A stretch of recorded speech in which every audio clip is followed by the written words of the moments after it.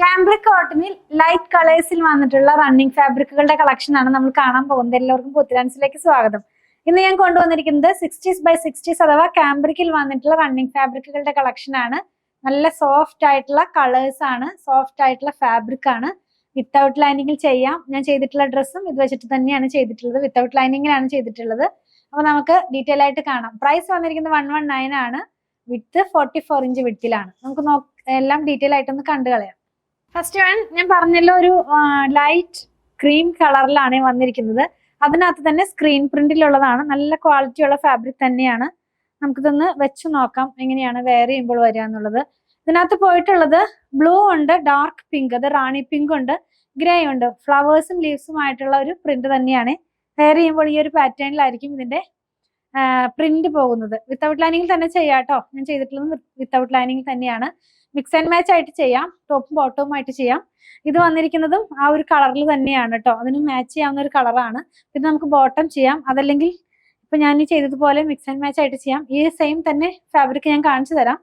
ഇത് വന്നിരിക്കുന്നത് of white കളറിനകത്ത് തന്നെ ബ്ലൂവും പിങ്കും ആയിട്ടുള്ള കോമ്പിനേഷനിലാണ്.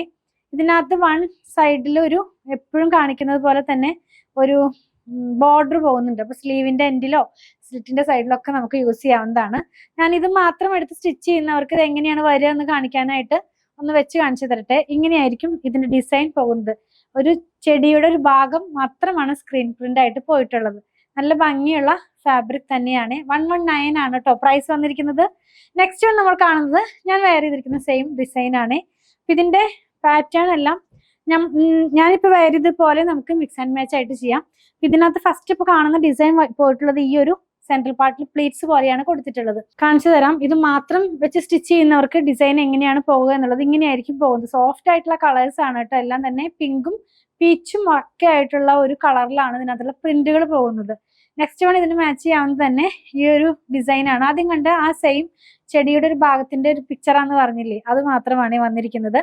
ഇതും ആ സെയിം കളറിലാണ്. അപ്പം ക്രീം കളറിൽ തന്നെ വിത്തൗട്ട് ലൈനിങ്ങിലാണ് ചെയ്തിരിക്കുന്നത്. നമുക്ക് വൺ സൈഡിൽ ഇതിനകത്തും ഒരു എന്താ പറയാ ബോർഡർ പോകുന്നുണ്ട്.